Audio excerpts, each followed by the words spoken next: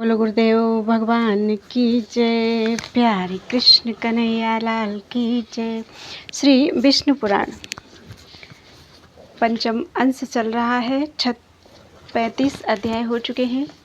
36वें अध्याय से द्विविध वध। श्री पराशर जी बोले, हे मैत्रेय, बलशाली बलराम जी का ऐसा ही पराक्रम था। अब उन्होंने जो एक और कर्म किया था वह भी सुनो। द्विविध नामक एक महावीरशाली वानर श्रेष्ठ देव विरोधी दैत्यराज नरकासुर का मित्र था। भगवान कृष्ण ने देवराज इंद्र की प्रेरणा से नरकासुर का वध किया था। इसलिए वीर वानर द्विविध ने देवताओं से बैर ठाना।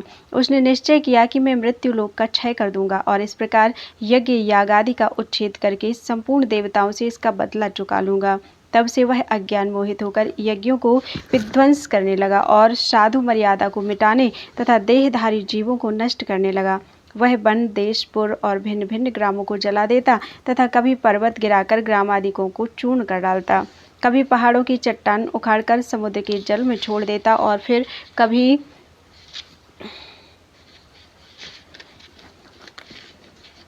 समुद्र में घुसकर उसे क्षुभित कर देता। हे द्विज, उससे क्षुभित हुआ समुद्र ऊंची ऊंची तरंगों से उठकर अतिवेग से युक्त होकर अपने तीरवर्ती ग्राम और पुर आदि को डुबो देता था। वह कामरूपी बानर महान रूप धारण कर लौटने लगता था और अपने लुंठन के संघर्ष से संपूर्ण धान्यों अर्थात खेतों को कुचल डालता था। हे द्विज, उस दुरात्मा ने संपूर्ण जगत को स्वाध्याय और बसटकार से शून्य कर दिया, जिससे यह अत्यंत दुखमय हो गया। एक दिन श्री बलभद्र जी रैवतोद्यान में क्रीड़ासक्त होकर मद्यपान कर रहे थे। साथ ही महाभागा रेवती तथा अन्य सुंदर रमणियां भी थीं। उस समय यदुश्रेष्ठ श्री बलराम जी मंदराचल पर्वत पर कुबेर के समान रैवतक पर स्वयं रमण कर रहे थे। इसी समय वहां द्विविध बानर आया और श्री हलधर के हल और मूसल लेकर उनके सामने ही उनकी नकल करने लगा। वह दुरात्मा बानर उन स्त्रियों की ओर देख देख कर हंसने लगा और उसने मदिरा से भरे हुए घड़े फोड़कर फेंक दिए। तब श्री हलधर ने क्रुद्ध होकर उसे धमकाया, तथापि वह उनकी अवज्ञा करके किलकारी मारने लगा। तदनंतर श्री बलराम जी ने मुस्कुराकर क्रोध से अपना मूसल उठा लिया तथा उस बानर ने भी एक भारी चट्टान ले ली और उसे बलराम जी के ऊपर फेंकी, किंतु यदुवीर बलभद्र जी ने मूसल से उसके हजारों टुकड़े कर दिए, जिससे वह पृथ्वी पर गिर पड़ी। तब उस बानर ने बलराम जी के मूसल का बार बचाकर रोषपूर्वक अत्यंत वेग से उनकी छाती में घूंसा मारा। तत्पश्चात बलभद्र जी ने भी क्रुद्ध होकर द्विविध के सिर में घूंसा मारा, जिससे वह रुधिर वमन करता हुआ निर्जीव होकर पृथ्वी पर गिर पड़ा। हे मैत्रेय, उसके गिरते समय उसके शरीर का आघात पाकर इंद्र वज्र से विदीर्ण होने के समान उस पर्वत के शिखर से के सैकड़ों टुकड़े हो गए। उस समय देवता लोग बलराम जी के ऊपर फूल बरसाने लगे और वहां आकर आपने यह बड़ा अच्छा किया ऐसा कहकर उनकी प्रशंसा करने लगे। हे वीर, दैत्य पक्ष के उपकारक, इस दुष्ट बानर ने संसार को बड़ा कष्ट दे रखा था। यह बड़े ही सौभाग्य का विषय है कि आज यह आपके हाथों मारा गया।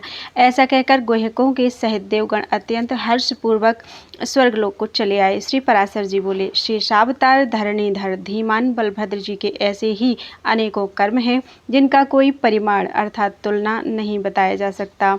इति श्री विष्णु पुराणे पंचमे अंशे षट्त्रिंशो अध्याय।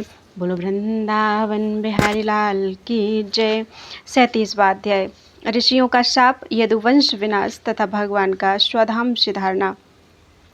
श्री पराशर जी बोले, हे मैत्रेय, इसी प्रकार संसार के उपकार के लिए बलभद्र जी के सहित श्री कृष्णचंद्र ने दैत्यों और दुष्ट राजाओं का वध किया तथा अंत में अर्जुन के साथ मिलकर भगवान कृष्ण ने 18 अक्षौहिणी सेना को मारकर पृथ्वी का भार उतारा। इस प्रकार संपूर्ण राजाओं को मारकर पृथ्वी का भार अवतरण किया और फिर ब्राह्मणों के शाप के मिस से अपने कुल का भी संहार कर दिया। हे मुने, अंत में द्वारिकापुरी को छोड़कर तथा अपने मानव शरीर को त्याग कर श्री कृष्णचंद्र ने अपने अंश अर्थात बलराम, प्रद्युम्न आदि के सहित अपने विष्णुमय धाम में प्रवेश किया। श्री मैत्रेय जी बोले, हे मुने, श्री जनार्दन ने विप्र शाप के मिस से किस प्रकार अपने कुल का नाश किया और अपने मानव देह को किस प्रकार छोड़ा। श्री पराशर जी बोले, एक बार कुछ यदु कुमारों ने महातीर्थ पिंडारक क्षेत्र में विश्वामित्र, कंडो और नारद आदि महामुनियों को देखा। तब यौवन से उन्मत्त हुए उन बालकों ने होनहार की प्रेरणा से जाम्बवती के पुत्र शाम्ब का स्त्री वेश बनाकर उन मुनीश्वरों को प्रणाम करने के अनंतर अति नम्रता से पूछा, इस स्त्री को पुत्र की इच्छा है। हे मुनिजन, कहिए कि यह क्या जनेगी। श्री पराशर जी बोले, यदु कुमारों के इस प्रकार धोखा देने पर उन दिव्य ज्ञान संपन्न मुनिजनों ने कुपित होकर कहा, यह एक लोकोत्तर मूसल जनेगी जो समस्त यादवों के नाश का कारण होगा और जिससे यादवों का संपूर्ण कुल संसार में निर्मूल हो जाएगा। मुनिगण के इस प्रकार कहने पर उन कुमारों ने संपूर्ण वृत्तांत ज्यों का त्यों राजा उग्रसेन से कह दिया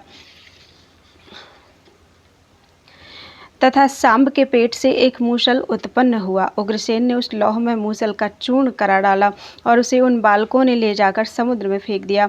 उससे वहां बहुत से सरकंडे उत्पन्न हो गए। यादवों द्वारा चूर्ण किए गए इस मूसल के लोहे का जो भाले की नोक के समान एक खंड चूर्ण करने से बचा, उसे भी समुद्र में ही फेंकवा दिया। उसे एक मछली निकल गई। उस मछली को मछेरों ने पकड़ लिया तथा चीरने पर उसके पेट से निकले हुए उस मूसल खंड को जरा नामक व्याधि ने ले लिया। भगवान मधुसूदन इन समस्त बातों को यथावत जानते थे, तथापि उन्होंने विधाता की इच्छा को अन्यथा करना नहीं चाहा। इसी समय देवताओं ने वायु को भेजा। उसने एकांत में श्री कृष्ण चंद्र को प्रणाम करके कहा, भगवान, मुझे देवताओं ने दूत बनाकर भेजा है। हे विभो, वसुगण, अश्विनी कुमार, रुद्र, आदित्य, मरुदगण और साध्यादि के सहित इंद्र ने आपको जो संदेश भेजा है वह सुनिए। हे भगवान, देवताओं की प्रेरणा से उनके ही साथ पृथ्वी का भार उतारने के लिए अवतीर्ण हुए आपको 100 वर्ष से अधिक बीत चुके हैं। अब आप दुराचारी दैत्यों को मार चुके और पृथ्वी का भार भी उतार चुके। अतः हमारी प्रार्थना है कि अब देवगण सर्वदा स्वर्ग में ही आपसे सनाथ हों, अर्थात आप स्वर्ग पधार कर देवताओं को सनाथ कीजिए। हे जगन्नाथ, आपको भूमंडल में पधारे हुए 100 वर्ष से अधिक हो गए। अब यदि आपको पसंद आवे तो स्वर्गलोक पधारिए। हे देव, देवगण का भी यही कथन है कि यदि आपको यहीं रहना अच्छा लगे तो रहें। सेवकों का तो यही धर्म है कि स्वामी को यथा समय कर्तव्य का निवेदन कर दें। श्री भगवान बोले, हे दूत, तुम जो कुछ कहते हो वह सब मैं जानता हूँ, इसलिए अब मैंने यादवों के नाश का आरंभ कर ही दिया है। इन यादवों का संहार हुए बिना अभी तक पृथ्वी का भार हल्का नहीं हुआ है। अतः अब 7 रात्रि के भीतर इनका संहार करके पृथ्वी का भार उतार कर मैं शीघ्र ही जैसा तुम कहते हो वही करूँगा। जिस प्रकार यह द्वारिका की भूमि मैंने समुद्र से मांगी थी उसी प्रकार उसे लौटाकर तथा यादवों का उपसंहार कर मैं स्वर्गलोक में आऊँगा। अब देवराज इंद्र और देवताओं को यही समझना चाहिए कि संकर्षण के सहित मैं मनुष्य शरीर को छोड़कर स्वर्ग पहुंच ही चुका हूँ। पृथ्वी के भारभूत जो जरासंध आदि अन्य राजागण मारे गए हैं, ये यदु कुमार भी उनसे कम नहीं हैं। अतः तुम देवताओं से जाकर कहो कि मैं पृथ्वी के इस महाभार को उतारकर ही देवलोक का पालन करने के लिए स्वर्ग में आऊँगा। श्री पराशर जी बोले, हे मैत्रेय, भगवान वासुदेव के इस प्रकार कहने पर दूत उन्हें प्रणाम करके अपनी दिव्य गति से देवराज के पास चले गए। भगवान ने देखा कि द्वारिकापुरी में रात दिन नाश के सूचक दिव्य भौम और अंतरिक्ष संबंधी महान उत्पात हो रहे हैं। उन उत्पातों को देखकर भगवान ने यादवों से कहा, देखो ये कैसे घोर उपद्रव हो रहे हैं, चलो शीघ्र ही इनकी शांति के लिए प्रभास क्षेत्र को चलें। श्री पराशर जी बोले, कृष्णचंद्र के ऐसा कहने पर महाभागवत यादव श्रेष्ठ उद्धव ने श्री हरि को प्रणाम करके कहा, भगवान, मुझे ऐसा प्रतीत होता है कि अब आप इस कुल का नाश करेंगे, क्योंकि हे अच्युत, इस समय सब ओर इसके नाश के सूचक कारण दिखाई दे रहे हैं। अतः मुझे आज्ञा दीजिए कि मैं क्या करूं। श्री भगवान बोले, हे उद्धव, अब तुम मेरी कृपा से प्राप्त हुई दिव्य गति से नर नारायण के निवास स्थान गंधमादन पर्वत पर जो पवित्र बद्रिकाश्रम क्षेत्र है वहां जाओ। पृथ्वी तल पर वही सबसे पावन स्थान है। वहाँ पर मुझ में चित्त लगाकर तुम मेरी कृपा से सिद्धि प्राप्त करोगे। अब मैं भी इस कुल का संहार करके स्वर्गलोक को चला जाऊंगा। मेरे छोड़ देने पर संपूर्ण द्वारिका को समुद्र जल में डुबो देगा। मुझसे भय मानने के कारण केवल मेरे भवन को छोड़ देगा। अपने इस भवन में मैं भक्तों की हित कामना से सर्वदा निवास करता हूँ। श्री पराशर जी बोले, भगवान के ऐसा कहने पर उद्धव जी उन्हें प्रणाम कर तुरंत ही उनके बतलाए हुए तपोवन श्री नर नारायण के स्थान को चले गए। हे द्विज, तदनंतर कृष्ण और बलराम आदि के सहित संपूर्ण यादव शीघ्रगामी रथों पर चढ़कर प्रभास क्षेत्र में आए। वहां पहुंचकर कुकुर, अंधक और वृष्णि आदि पंचों के समस्त यादवों ने कृष्णचंद्र की प्रेरणा से महापान और भोजन किया। पान करते समय उसमें परस्पर कुछ विवाद हो जाने से वहां कुबाग के रूप ईंधन से युक्त प्रलयकारिणी कलहाग्नि धधक उठी। श्री मैत्रेय जी बोले, हे द्विज, अपना अपना भोजन करते हुए उन्हें यादवों में किस कारण से कलह हुआ, बाग युद्ध अथवा संघर्ष हाथापाई हुआ सो आप कहिए। श्री पराशर जी बोले, मेरा भोजन शुद्ध है, तेरा अच्छा नहीं है। इस प्रकार भोजन के अच्छे बुरे की चर्चा करते करते उनमें परस्पर विवाद और हाथापाई हो गई। तब वे दैवी प्रेरणा से विवश होकर आपस में क्रोध से रक्त नेत्र हुए, एक दूसरे पर शस्त्र प्रहार करने लगे और जब शस्त्र समाप्त हो गए तो पास ही में उगे हुए सरकंडे ले लिए। उनके हाथ में लगे हुए वे सरकंडे वज्र के समान प्रतीत होते थे। उन वज्र तुल्य सरकंडों से ही वे उस दारुण युद्ध में एक दूसरे पर प्रहार करने लगे। हे द्विज, प्रद्युम्न और सांब आदि कृष्ण पुत्रगण, कृतवर्मा, सात्यकी और अनिरुद्ध आदि तथा प्रथु, विप्रथु, चारुवर्मा, चारुक, अक्रूर आदि यादवगण एक दूसरे पर एरका रूपी वज्रों से प्रहार करने लगे। जब श्रीहरि ने उन्हें आपस में लड़ने से रोका तो उन्होंने उन्हें अपनी प्रतिपक्षी का सहायक होकर आए हुए समझा और उनकी बात की अवहेलना कर एक दूसरे को मारने लगे। कृष्णचंद्र ने भी कुपित होकर उनका वध करने के लिए एक मुट्ठी सरकंडे उठा लिए। वे मुट्ठी भर सरकंडे लोहे के मूसल के समान हो गए। उन मूसल रूप सरकंडों से कृष्णचंद्र संपूर्ण आतताई यादवों को मारने लगे तथा अन्य समस्त यादव भी वहां आकर एक दूसरे को मारने लगे। हे द्विज, तदनंतर भगवान कृष्णचंद्र का जैत्र नामक रथ घोड़ों से आकृष्ट होकर दारुक के देखते देखते समुद्र के मध्य पथ से चला गया। इसके पश्चात भगवान के शंख, चक्र, गदा, सारंग, धनुष, तरकस और खड्ग आदि आयुध श्रीहरि की प्रदक्षिणा कर सूर्य मार्ग से चले गए। हे महामुनि, एक क्षण में ही महात्मा कृष्णचंद्र और उनके सारथी दारुक को छोड़कर और कोई यदुवंशी जीवित नहीं बचा। उन दोनों ने वहां घूमते हुए देखा कि श्री बलराम जी एक वृक्ष के तले बैठे हैं और उनके मुख से एक बहुत बड़ा सर्प निकल रहा है। वह विशाल फणधारी सर्प उनके मुख से निकलकर सिद्ध और नागों से पूजित हुआ समुद्र की ओर गया। उसी समय समुद्र अर्घ्य लेकर उस महासर्प के सम्मुख उपस्थित हुआ और वह नाग श्रेष्ठों से पूजित होकर समुद्र में घुस गया। इस प्रकार से बलराम जी का प्रयाण देखकर श्री कृष्णचंद्र ने दारुक से कहा, तुम यह सब वृत्तांत उग्रसेन और वसुदेव जी से जाकर कहो। बलभद्र जी का निर्याण, यादवों का क्षय और मैं भी योगस्थ होकर शरीर छोड़ूंगा। अब यह सब समाचार उन्हें जाकर सुनाओ। संपूर्ण द्वारिकावासी और आहुक से कहना कि अब इस संपूर्ण नगरी को समुद्र डुबो देगा, इसलिए आप सब केवल अर्जुन के आगमन की प्रतीक्षा और करें तथा अर्जुन के यहाँ से लौटते ही फिर कोई भी व्यक्ति द्वारिका में ना रहे। जहाँ वे कुरुनंदन जाएं वहीं सब लोग चले जाएं। कुंती पुत्र अर्जुन से तुम मेरी ओर से कहना कि अपने सामर्थ्यानुसार तुम मेरे परिवार के लोगों की रक्षा करना और तुम द्वारिकावासी सभी लोगों को लेकर अर्जुन के साथ चले जाना। हमारे पीछे वज्र यदुवंश का राजा होगा। श्री पराशर जी बोले, भगवान श्री कृष्णचंद्र के इस प्रकार कहने पर दारुक ने उन्हें बारंबार प्रणाम किया और उनकी अनेक परिक्रमाएं कर उनके कथनानुसार चला गया। उस महाबुद्धि ने द्वारिका में पहुंचकर संपूर्ण वृत्तांत सुना दिया और अर्जुन को वहां लाकर वज्र को राज्याभिषिक्त किया। इधर भगवान कृष्णचंद्र ने समस्त भूतों में व्याप्त वासुदेव स्वरूप परब्रह्म को अपने आत्मा में आरोपित कर उनका ध्यान किया तथा हे महाभाग, वे पुरुषोत्तम लीला से ही अपने चित्त को निष्प्रपंच परमात्मा में लीन कर तुरीय पद में स्थित हुए। हे मुनि श्रेष्ठ, दुर्वासा जी ने श्री कृष्णचंद्र के लिए जैसा कहा था उस द्विज वाक्य का मान रखने के लिए वे अपनी जानुओं पर चरण रखकर योग युक्त होकर बैठे। इसी समय जिसने मूसल से बचे हुए तोमर अर्थात बाण में लगे हुए लोहे के टुकड़े के आकार वाले लौह खंड को अपने बाण की नोक पर लगा लिया था, वह जरा नामक व्याध वहां आया। हे द्विजोत्तम, उस चरण को मृगाकार देखकर उस व्याध ने उसे दूर से ही खड़े खड़े उसी तोमर से बींध डाला, किंतु वहां पहुंचने पर उसने एक चतुर्भुजधारी मनुष्य देखा। यह देखते ही वह चरणों में गिरकर बारंबार उनसे कहने लगा, प्रसन्न होइए, मैंने बिना जाने ही मृग की आशंका से यह अपराध किया है, कृपया क्षमा कीजिए, मैं अपने पाप से दग्ध हो रहा हूँ, आप मेरी रक्षा कीजिए। श्री पराशर जी बोले, तब भगवान ने उससे कहा, लुब्धक, तू तनिक भी न डर, मेरी कृपा से तू अभी देवताओं के स्थान स्वर्गलोक को चला जा। इन भगवत वाक्यों के समाप्त होते ही वहां एक विमान आया, उस पर चढ़कर वह व्याध भगवान की कृपा से उसी समय स्वर्ग को चला गया। उसके चले जाने पर भगवान कृष्णचंद्र ने अपने आत्मा को अव्यय, अचिंत्य, वासुदेव स्वरूप, अमल, अजन्मा, अमर, अप्रमेय, अखिलात्मा और ब्रह्म स्वरूप विष्णु भगवान में लीन कर त्रिगुणात्मक गति को पार करके इस मनुष्य शरीर को छोड़ दिया। श्री विष्णु पुराणे पंचमे अंशे सप्तत्रिंशो अध्यायः। बोलो वृंदावन बिहारी लाल की जय। 38वां अध्याय। यादवों का अंत्येष्टि संस्कार, परीक्षित का राज्याभिषेक तथा पांडवों का स्वर्गारोहण। श्री पराशर जी बोले, अर्जुन ने राम और कृष्ण तथा अन्य मुख्य यादवों की मृतदेहों की खोज कराकर क्रमशः उन सबके और दैहिक संस्कार किए। भगवान कृष्ण की जो रुक्मिणी आदि 8 पटरानी बतलाई गई हैं, उन सब ने उनके शरीर का आलिंगन कर अग्नि में प्रवेश किया। सती रेवती जी भी बलराम जी की देह का आलिंगन कर उनके अंग संग से आह्लाद से शीतल प्रतीत होती हुई प्रज्वलित अग्नि में प्रवेश कर गईं।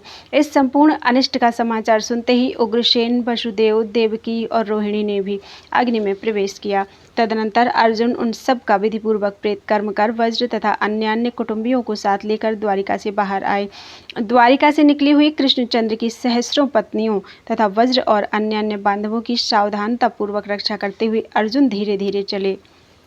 हे मैत्रेय, कृष्णचंद्र के मृत्युलोक का त्याग करते ही सुधर्मा सभा और पारिजात वृक्ष भी स्वर्गलोक को चले गए। जिस दिन भगवान पृथ्वी को छोड़कर स्वर्ग सिधारे थे, उसी दिन से यह मलिन देह महाबली कलयुग पृथ्वी पर आ गया। इस प्रकार जनशून्य द्वारिका को समुद्र ने डुबो दिया। केवल एक कृष्णचंद्र के भवन को वह नहीं डुबाता है। हे ब्रह्मन, उसे डुबाने में समुद्र आज भी समर्थ नहीं है, क्योंकि उसमें भगवान कृष्णचंद्र सर्वदा निवास करते हैं। वह भगवद ऐश्वर्य संपन्न स्थान अति पवित्र और समस्त पापों को नष्ट करने वाला है। उसके दर्शन मात्र से मनुष्य संपूर्ण पापों से छूट जाता है। हे मुनि श्रेष्ठ, अर्जुन ने उन समस्त द्वारिकावासियों को अत्यंत धन धान्य से संपन्न पंचनद अर्थात पंजाब देश में बसाया। उस समय अनाथा स्त्रियों को अकेले धनुर्धारी अर्जुन को ले जाते देख लुटेरों को लोभ उत्पन्न हुआ। तब उन अत्यंत दुर्मत पापकर्मा और लुब्ध हृदय आभीर दस्युओं ने परस्पर मिलकर सम्मति की, देखो, यह धनुर्धारी अर्जुन अकेला ही हमारा अतिक्रमण करके इन अनाथा स्त्रियों को लिए जाता है। हमारे ऐसे बल पुरुषार्थ को धिक्कार है। यह भीष्म, द्रोण, जयद्रथ और कर्ण आदि नगर निवासियों को मारकर ही इतना अभिमानी हो गया है। अभी हम ग्रामीणों के बल को यह नहीं जानता। हमारे हाथों में लाठी देखकर यह दुर्मति धनुष लेकर हम सबकी अवज्ञा करता है। फिर हमारी इन ऊंची ऊंची भुजाओं से क्या लाभ है। ऐसी सम्मति कर वे सहस्रों लुटेरे लाठी और ढेले लेकर उन अनाथ द्वारिकावासियों पर टूट पड़े। तब अर्जुन ने उन लुटेरों को झिड़क कर हंसते हुए कहा, अरे पापियों, यदि तुम्हें मरने की इच्छा ना हो तो अभी लौट जाओ। किंतु हे मैत्रेय, लुटेरों ने उनके कथन पर कुछ भी ध्यान नहीं दिया और भगवान कृष्ण के संपूर्ण धन और स्त्री धन को अपने अधीन कर लिया। तब वीरवर अर्जुन ने युद्ध में अक्षीण अपने गांडीव धनुष को चढ़ाना चाहा, किंतु वे ऐसा नहीं कर सके। उन्होंने जैसे तैसे अति कठिनता से उस पर प्रत्यंचा चढ़ा भी ली, तो भी उस धनुष पर प्रत्यंचा चढ़ा भी ली तो फिर वे शिथिल हो गए और बहुत कुछ सोचने पर भी उन्हें अपने अस्त्रों का स्मरण नहीं हुआ। तब वे क्रुद्ध होकर अपने शत्रुओं पर बाण बरसाने लगे, किंतु गांडीवधारी अर्जुन के छोड़े हुए उन बाणों ने केवल उनकी त्वचा को ही बींधा। अर्जुन का उद्भव क्षीण हो जाने के कारण अग्नि से दिए हुए उनके अक्षय बाण भी उन अहीरों के साथ लड़ने में नष्ट हो गए।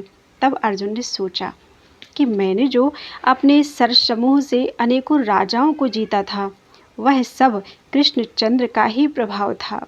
अर्जुन के देखते देखते वे अहीर उन स्त्री रत्नों को खींच खींच कर ले जाने लगे तथा कोई कोई अपनी इच्छा अनुसार इधर उधर भाग गई।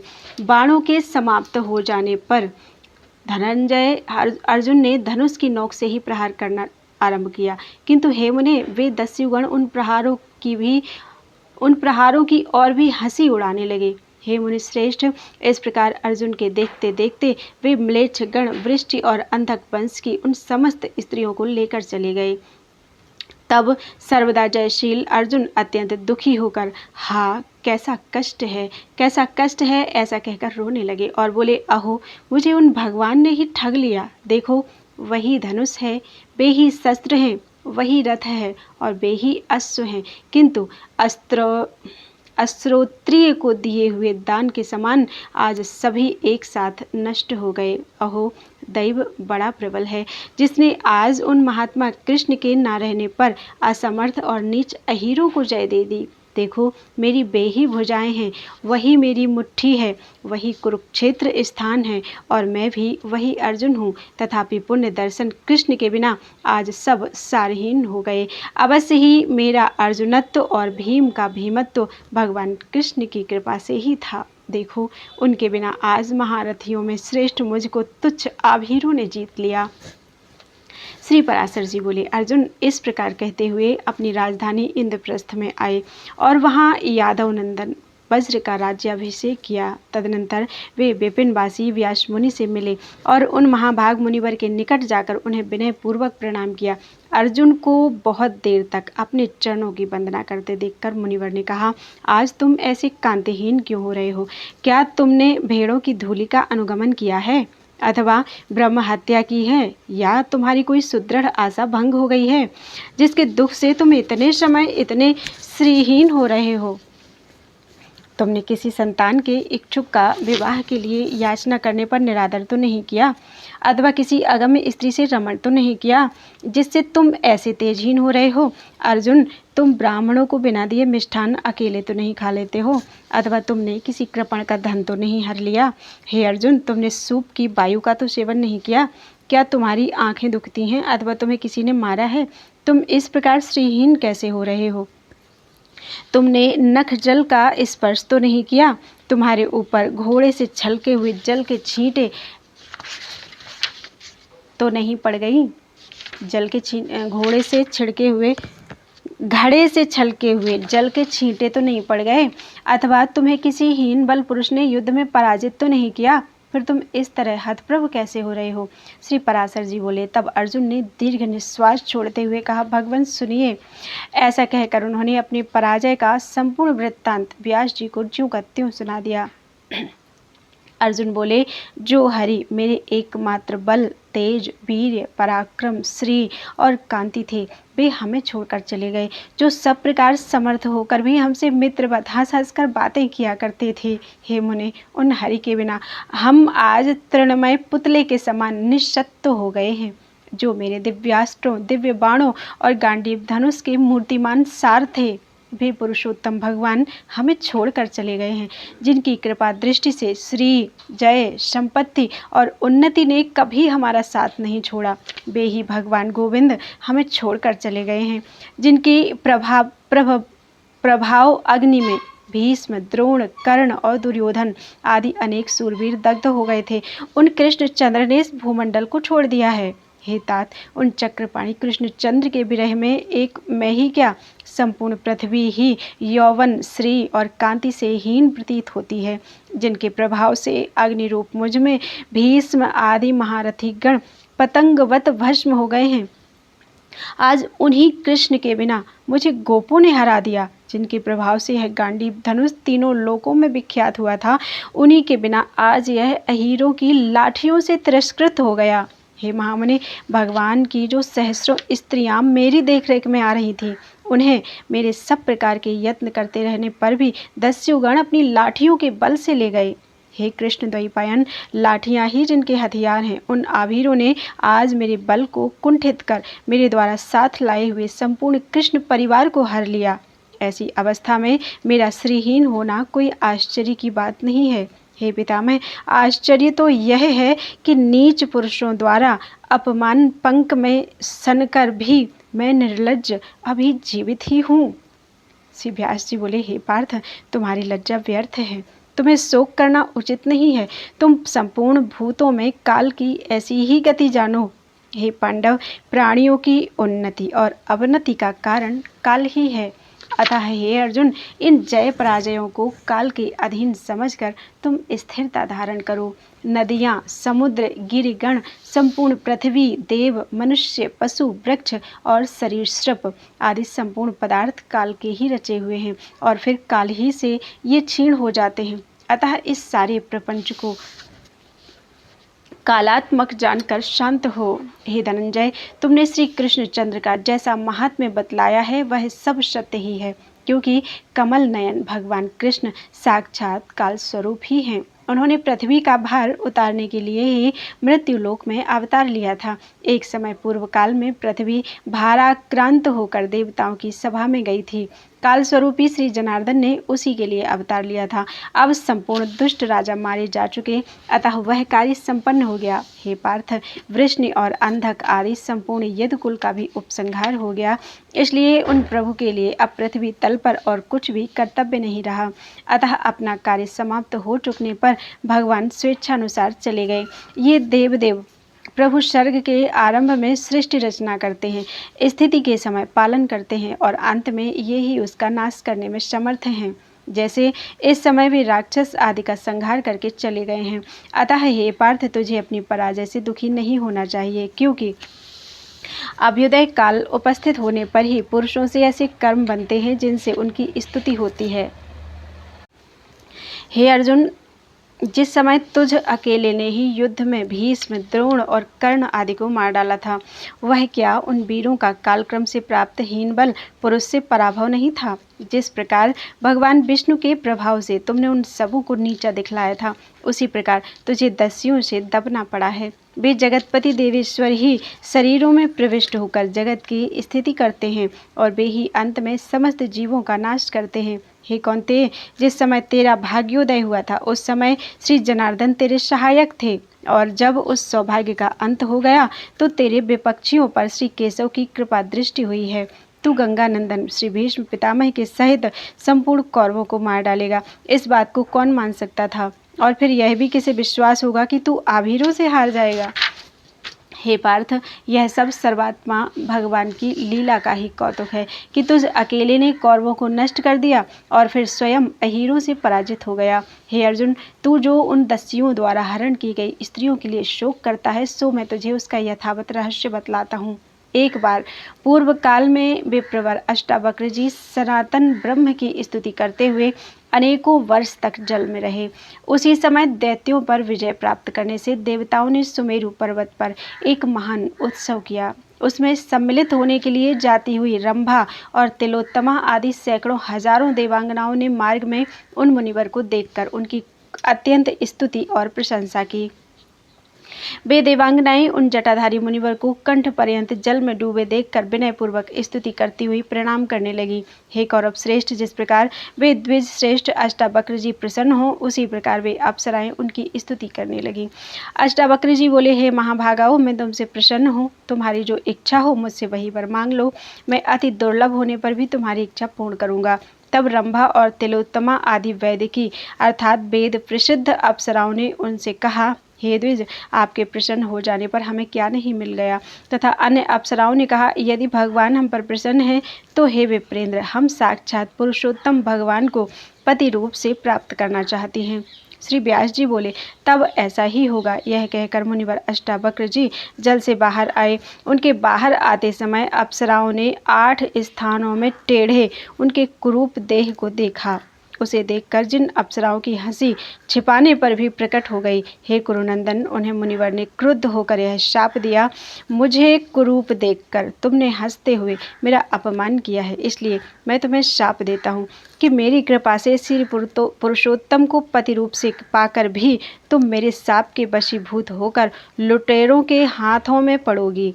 श्री व्यास जी बोले, मुनि का यह वाक्य सुनकर उन अप्सराओं ने उन्हें फिर प्रसन्न किया। तब मुनिवर ने उनसे कहा, उसके पश्चात तुम फिर स्वर्गलोक में चले जाओगे। इस प्रकार मुनिवर अष्टावक्र के शाप से ही वे देवांगनाएं श्री कृष्णचंद्र को पति पाकर भी फिर दस्युओं के हाथ में पड़ी हैं। हे पांडव, तुझे इस विषय में तनिक भी शोक नहीं करना चाहिए, क्योंकि उन अखिलेश्वर ने ही संपूर्ण यदुकुल का उपसंहार किया है तथा तुम लोगों का अंत भी अब निकट ही है। इसलिए उन सर्वेश्वर ने तुम्हें बल, तेज, वीर्य और महात्म्य का संकोच कर दिया है। जो उत्पन्न हुआ है उसकी मृत्यु निश्चित है। उन्नत का पतन अवश्यंभावी है। संयोग का अंत वियोग ही है तथा संचय अर्थात एकत्र करने के अनंतर क्षय अर्थात व्यय होना सर्वथा निश्चित ही है। ऐसा जानकर जो बुद्धिमान पुरुष लाभ या हानि में हर्ष अथवा शोक नहीं करते, उन्हीं की चेष्टा का अवलंबन कर अन्य मनुष्य भी अपना वैसा आचरण बनाते हैं। इसलिए हे नरश्रेष्ठ, तुम ऐसा जानकर अपने भाइयों सहित संपूर्ण राज्य को छोड़कर तपस्या के लिए वन को जाओ। अब तुम जाओ तथा धर्मराज युधिष्ठिर से मेरी ये सारी बातें कहो और जिस तरह परसों भाइयों सहित वन को चले जा सको वैसा यत्न करो। मुनिवर व्यास जी के ऐसा कहने पर अर्जुन ने इंद्रप्रस्थ में आकर प्रथापुत्र युधिष्ठिर और भीमसेन तथा यमजों अर्थात नकुल और सहदेव से उन्होंने जो कुछ जैसा जैसा देखा और सुना था वह सब ज्यों का त्यों सुना दिया। उन सब पांडुपुत्रों ने अर्जुन के मुख से व्यास जी का संदेश सुनकर राज्य पद पर परीक्षित को अभिषिक्त किया और स्वयं वन को चले गए। हे मैत्रेय, भगवान वासुदेव ने यदुवंश में जन्म लेकर जो जो लीलाएं की थी वह सब मैंने विस्तार पूर्वक तुम्हें सुना दी।